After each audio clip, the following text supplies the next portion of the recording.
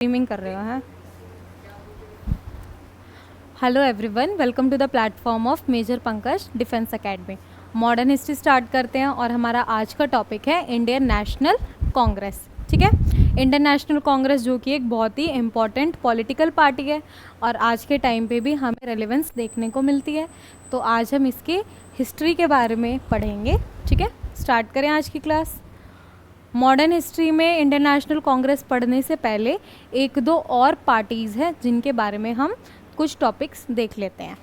सबसे पहली है गदर पार्टी। गदर पार्टी की स्टार्टिंग कब हो रही है? 1913 में।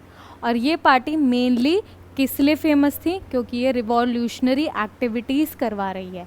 और यहाँ पे नहीं, नॉर्थ अमेरिका में। तो नॉर्थ अमेरिका में रिवॉल्यूशनरी एक्टिविटीज़ कंडक्ट करवाने के लिए जो मेजर कंट्रीब्यूशन जाता है, श्रेय जाता है, क्रेडिट जाता है, वो कौन है? हमारी गदर पार्टी को। ठीक है, वीकली न्यूज़पेपर भी ऑर्गेनाइज करते थे और उसका नाम था द गदर, इन्हीं की पार्टी के नाम पे था। और इसका हेडक्वार्टर है सैन फ्रांसिस्को में। इम्पॉर्टेंट मेंबर्स हैं जो गदर पार्टी से रिलेटेड, वो हैं लाला हरदयाल, भगवान सिंह, बरकतुल्ला, करतार सिंह और Bhai Parmanand. Plan of Ghadarites were encouraged by two events. मतलब मोटिवेशन कैसे मिला? इनके जो प्लान्स थे, एक्टिविटीज़ कंडक्ट करवा रहे थे, उनको बूस्ट किस वजह से मिलता है? मेनली दो रीजंस की वजह से। पहला रीज़न है कोमागाटामारू इंसिडेंट, जापान की शिप है। ठीक है, और दूसरा है outbreak of first world war. इनके अजम्पशन था कि भाई जो हमारी वर्ल्ड वॉर चल रही है उसकी वजह से इंडियंस बहुत ज़्यादा वीक हो चुके हैं, मतलब ब्रिटिशर्स वीक हो रहे हैं और इसका फ़ायदा उठाना चाहिए इंडियंस को। ठीक है, डिफेंस ऑफ इंडिया एक्ट लाया गया था 1950 में और इसका मेनली एम था कि कैसे हम गदर की मूवमेंट में जो एक्टिविटीज़ हो रही हैं, गदर मूवमेंट के अंडर जो एक्टिविटीज़ हो रही हैं, उनको कैसे सप्रेस कर सके। और भी बहुत सारी ऑर्गेनाइजेशंस है जो क्या है, इंडियन नेशनल कांग्रेस के बनने से पहले इंडिया में वर्क कर रही थी। एक बार इनके बारे में भी देख लेते हैं। सबसे फर्स्ट है बंग भाषा पराकिसा सभा 1836। ठीक है, प्रकाशिका सभा, सॉरी पराकिसा नहीं, प्रकाशिका सभा 1836 में। इसको फॉर्म करने वाले जो हमारे पर्सन हैं उनका नाम है राजा राम मोहन रॉय। राजा राम मोहन रॉय के बारे में हमने प्रीवियस वाले लेक्चर में भी पढ़ा है ना, ब्रह्मो समाज से रिलेटेड है। बंगाल ब्रिटिश इंडिया सोसाइटी 1843 का इसका टाइम है और इसका इन्फॉर्मेशन मेनली था कि कैसे इन्फॉर्मेशंस को, इसका काम था कि कैसे इन्फॉर्मेशन को इकट्ठा करें और फिर इस इन्फॉर्मेशन को लोगों तक पहुंचाएं। अवेयरनेस स्प्रेड करने का काम mainly Bengal British India society का है। और कौन से इशू से रिलेटेड ये वर्क कर रहे हैं? ताकि इंडिया की जो कंडीशन है, इंडियंस की जो कंडीशन है ब्रिटिश के अंडर, उससे रिलेटेड इन्फॉर्मेशन को कलेक्ट करने का और डिस्ट्रीब्यूट करने का काम इन्होंने लिया। ईस्ट इंडिया एसोसिएशन 1866 ये एस्टैब्लिश की गई थी बाय दादा भाई नरोजी, और कहाँ पे? लंदन में। ठीक है, मैच द फॉलोइंग्स में आ जाते हैं क्वेश्चन। दादा भाई Naoroji grand old man of India, जिन्होंने ड्रेन थ्योरी दी है। उसके बाद है इंडिया लीग 1875 में और इसके फाउंडर है Shishir Kumar Ghosh. Indian Association of Calcutta 1876 में, और इसने क्या है, इंडियन लीग को सुपरसीड किया। और यहाँ पे यंगर नेशनलिस्ट हमें देखने को मिलते हैं मेनली बंगाल के, जिनका नाम है एस बनर्जी एंड आनंद मोहन बोस। पूना सार्वजनिक सभा 1867 में, इसको एस्टैब्लिश करने वाले हैं एमजी रानाडे। ठीक है, ये भी बहुत फेमस पर्सनालिटी हैं और ये एक तरह से ब्रिज का, कनेक्शन का काम कर रहे हैं between people and British government. Bombay presidency association 1885 में, और इसको फाउंड करा है बदरुद्दीन तैयब जी, फिरोज शाह मेहता और के Telangana. Badruddin Tyabji, Pherozeshah Mehta, Indian National Congress में भी हमें इनका कंट्रीब्यूशन देखने को मिलता है। Madras Mahajan Sabha 1884, it was founded by M V Raghavachariar, उसके बाद बी सुब्रमण्यम अय्यर एंड आनंद चार्लू। ठीक है, ये बहुत सारे नेम हैं जो क्या हैं, हमारे यहाँ पे पॉलिटिकल एक्टिविटीज़, पॉलिटिकल एसोसिएशंस को करने संभालने वाले पर्सन्स हैं। अब आ जाती है foundation of Indian National Congress. तो सबसे पहला सेशन मतलब आईएनसी को ऑर्गेनाइज करने के लिए जो एक ब्रिटिश ऑफिसर ने हमारी हेल्प की थी उनका नाम था एओ ह्यूम, एलोवियन एक्टोवियन ह्यूम। ठीक है, बॉम्बे में इसका फर्स्ट सेशन होता है और इसका जितने भी सेशंस होंगे मेनली वो कब होंगे, दिसंबर के टाइम पे। तो जो टाइम है इंडियन नेशनल कांग्रेस का बनने का वो है 1885 और इसका फर्स्ट सेशन हो रहा है दिसंबर 1885 इन बॉम्बे।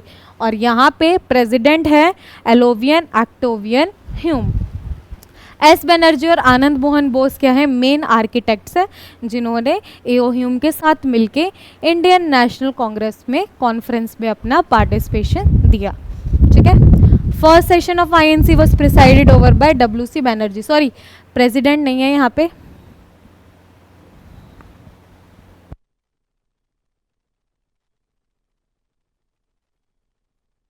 ठीक है।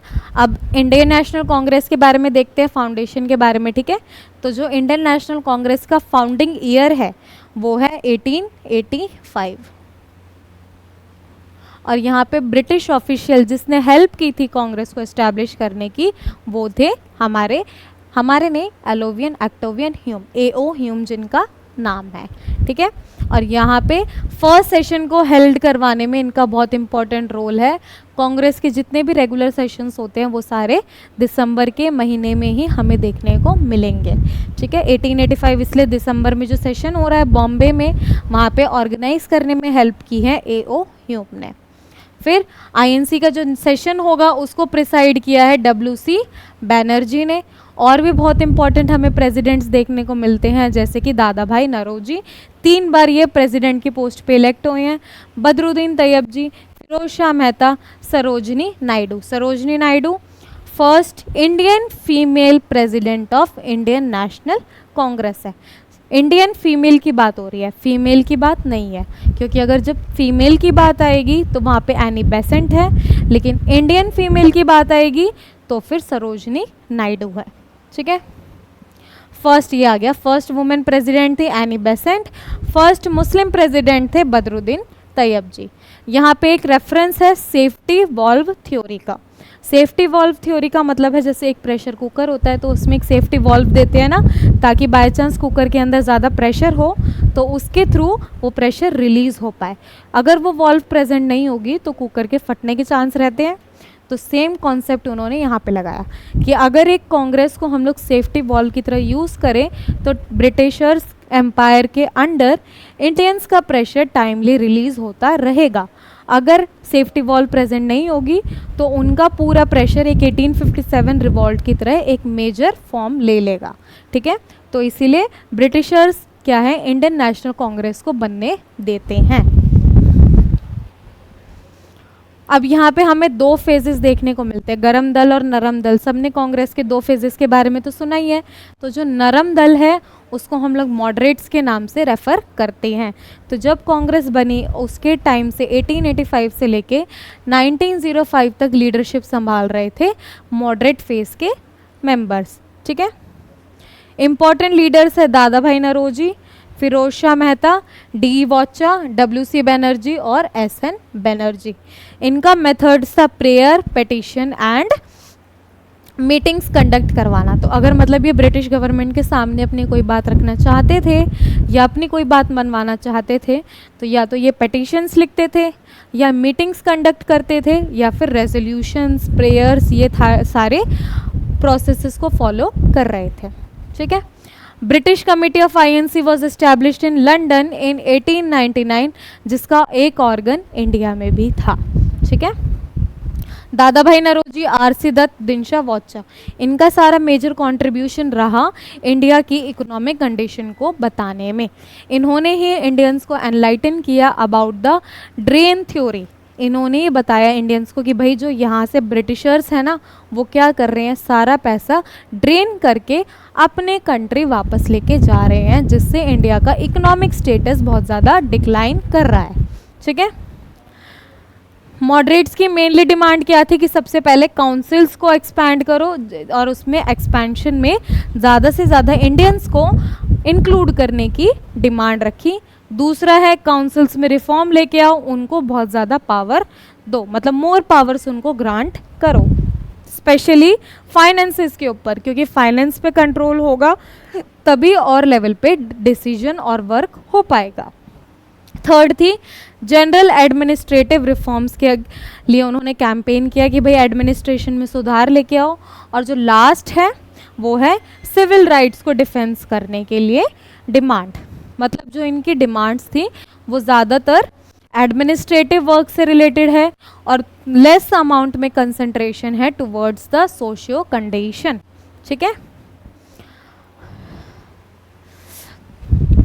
1905 से 1909 के बीच में हमें एक मिलिटेंट नेशनलिज्म देखने को मिलता है और यहाँ पे बहुत सारे रीज़न है, क्योंकि एक तो ड्रेन थ्योरी की वजह से हमें क्या है ब्रिटिशर्स के ट्रू इंटेंशन के बारे में पता लगने लग गया था कि भाई वो कैसा इकोनॉमिकली स्ट्रॉन्ग बन के हमारा एक्सप्लॉयटेशन कर रहे हैं। दूसरा, अब हमें कॉन्फिडेंस की ग्रोथ हो रही है और हमें सेल्फ रूल स्वराज चाहिए, तो स्वराज की डिमांड यहाँ पे इंक्रीज होने लग जाती है। एजुकेशन आता है ग्रुप्स में, क्लासेस में, पर्सन्स में, तो जिससे उनमें अवेयरनेस स्प्रेड होने लगती हैं। इंटरनेशनल इन्फ्लुएंसेस होते हैं जिससे हमें आउटर वर्ल्ड के सिनेरियोज़ के बारे में पता चलता है। Reaction to increasing westernisation, Britishers कैसे क्रिश्चियन मिशनरीज के थ्रू, वेस्टर्न एजुकेशन के थ्रू अपना इन्फ्लुएंस बना रहे हैं इंडियन सोसाइटी में, तो हमें अब इनके अगेंस्ट कुछ काम करना है ताकि हम अपनी ट्रू आइडेंटिटी, ट्रू कल्चर को होल्ड करके रख सकें। Dissatisfaction with achievement of moderates, अब इतने टाइम से मॉडरेट्स ने काम किया लेकिन कुछ ज़्यादा सुधार हमें देखने को मिलते नहीं है, बल्कि इनके काम करते करते भी बंगाल का पार्टीशन अनाउंस हो जाता है। ठीक है, existence of militant school of thought, अब क्या है रिसेंटमेंट के बढ़ते बहुत सारे मिलिटेंट स्कूल की आइडियोलॉजीज राइज होने लगती है। कर्जन की रिएक्शनरी पॉलिसी, कर्जन एक बहुत ज़्यादा ऐसा रूलर था जिसके अगेंस्ट, रूलर नहीं था मतलब कि ब्रिटिश ऑफिसर था जिसके अगेंस्ट बहुत ज़्यादा रिएक्शन हो रहा था। इसकी जो पॉलिसीज थी डिस्क्रिमिनेशन, एक्सप्लॉयटेटिव थी, जिससे लोग बहुत ज़्यादा परेशान हो चुके थे। ट्रेंड लीडरशिप, अब हमारे यहाँ पे लीडर्स हैं जैसे लाला लाजपत राय हैं, बाल गंगाधर तिलक है, ऐसे बहुत सारे लीडर्स की एक परफेक्ट क्लास राइज होने लग जाती है। स्वदेशी एंड बॉयकॉट मूवमेंट, अब यहाँ पे रीज़न क्या है कि भाई मॉडरेट्स के वर्क करने के बावजूद बंगाल का पार्टीशन का प्रोक्लेमेशन 1903 में लाया जाता है। ये लोग रीजंस देते हैं कि भाई हम लोग बंगाल का पार्टीशन एडमिनिस्ट्रेटिव कन्वीनियंस की वजह से कर रहे हैं, लेकिन ओरिजिनल रीज़न ये था कि वो हिंदू और मुस्लिम में डिवाइड लाना चाहते थे, उनकी एनर्जी को डिवाइड करना चाहते हैं। ठीक है, 1903 से 1905 मॉडरेट्स चार्ज लेते हैं कि भाई हम कुछ करेंगे। वो पेटिशन, वही अपना same method, petition, public meetings, memoranda, propaganda, pamphlet, newspaper जैसे कि हितबदी, संजीवनी, बंगाली लाते हैं, लेकिन ब्रिटिशर्स फिर भी पार्टीशन को इम्प्लीमेंट कर ही देते हैं। 16 अक्टूबर 1905 को जिस दिन पार्टीशन होता है उस डे को डे ऑफ मॉर्निंग, मतलब बहुत दुख का दिन माना, शोक दिवस के रूप में मनाया जाता है। 1905 के बाद एक्सट्रीमिस्ट बोलते हैं कि अब हम टुक कंट्रोल करेंगे, अब हम आगे से आगे आने वाली लीडरशिप को संभालेंगे। तुमने काम करके देखा, कुछ फ्रूटफुल रिजल्ट नहीं आया है, अब हमें लीडरशिप संभालने दो। दे इंट्रोड्यूस्ड मेथड्स, तो वो क्या है बहुत ही ज़्यादा रेडिकल मेथड्स लाने की कोशिश करते हैं जिसके अगेंस्ट में होते हैं मॉडरेट्स। ठीक है, वो जैसे बोलते हैं कि हमें बॉयकॉट करना चाहिए फॉरेन क्लोथ का, एम्फेसिस डालते हैं कि हमें सेल्फ रिलायंस चाहिए, मूवमेंट को बंगाल से बाहर लाने की कोशिश करते हैं, बहुत उसको एक लार्ज लेवल देना चाहते हैं। ठीक है, प्रोग्राम्स लॉन्च करते हैं स्वदेशी और नेशनल एजुकेशंस पे, ताकि वेस्टर्न एजुकेशन की तरफ जो थोड़ा बहुत क्राउड अट्रैक्ट हो रहा है वो वापस से हमारे पास आ जाए। मूवमेंट को ज्वाइन किया जाता है स्टूडेंट्स के द्वारा, वुमेन के द्वारा और मुस्लिम्स के द्वारा। बाद में इस पार्टीशन को 1911 में अन्योल कर दिया जाता है, दिल्ली दरबार है ना। 1906 में दादा भाई नौरोजी कलकत्ता में स्वराज और सेल्फ रूल को कांग्रेस का गोल डिक्लेयर कर देते हैं। यहाँ पे तो मतलब अगर क्वेश्चन आ जाए स्वदेशी एंड बॉयकॉट मूवमेंट किससे रिलेटेड है, तो ये मूवमेंट रिलेटेड है हमारे बंगाल पार्टीशन से। ठीक है, 1907 में क्या होता है, मॉडरेट्स और एक्सट्रीमिस्ट के बीच के डिफरेंसेस और आइडियोलॉजी बहुत ज़्यादा बढ़ती रहती है, जिससे 1907 में हमें एक स्प्लिट देखने को मिलता है और इसी स्प्लिट का नाम है सूरत, क्योंकि ये जो सेशन था उस टाइम में सूरत में कंडक्ट करवाया गया था। Bengal National College inspired by Tagore Shanti Niketan was set up by Aurobindo Ghosh as its principal। तो टैगोर जी का, रविंद्रनाथ टैगोर जी का एक बहुत ही एजुकेशनल एक ग्रुप नहीं था, एक इंस्टीट्यूशन था जिसका नाम है शांति निकेतन, जहाँ पे ओल्ड मेथोडोलॉजीज़ के थ्रू पढ़ाया जाता है बच्चों को, नेचर में बिठा के उनको पूरी वही एजुकेशन दी जाती है। तो उसी सेम मॉडल पे बंगाल नेशनल कॉलेज बनाया गया, जिसके प्रिंसिपल थे औरोबिंदो घोष। 15 अगस्त 1906 में एक नेशनल काउंसिल ऑफ एजुकेशन भी सेटअप की गई, ताकि एक प्रॉपर ऑर्गेनाइज्ड वे में इंडियन में नेशनलिस्ट लाइन पे एजुकेशन को दिया जाए। ठीक है, उसके बाद 1906 में फॉर्मेशन हो रही है मुस्लिम लीग की। तो अभी हमने देखा 1885 में कांग्रेस की एस्टैब्लिशमेंट, और अब यहाँ पे हमने देखा 1906 में किसकी एस्टैब्लिशमेंट हो रही है, मुस्लिम लीग की।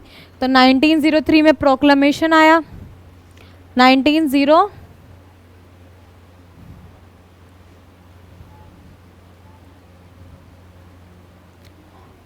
पार्टीशन हो गया, 1906 में मुस्लिम लीग और 1907 में split, Surat split, division between moderates and extremist हमें देखने को मिला। ठीक है, और मुस्लिम लीग के कुछ इंपॉर्टेंट लीडर्स हैं जिनका नाम है मोहम्मद अली जिन्ना, आगा खान एंड सलीमुल्लाह ऑफ डक्का। ठीक है, यही आज की क्लास में, बाकी हम नेक्स्ट क्लास में कवर करते हैं। तब तक के लिए टेक केयर।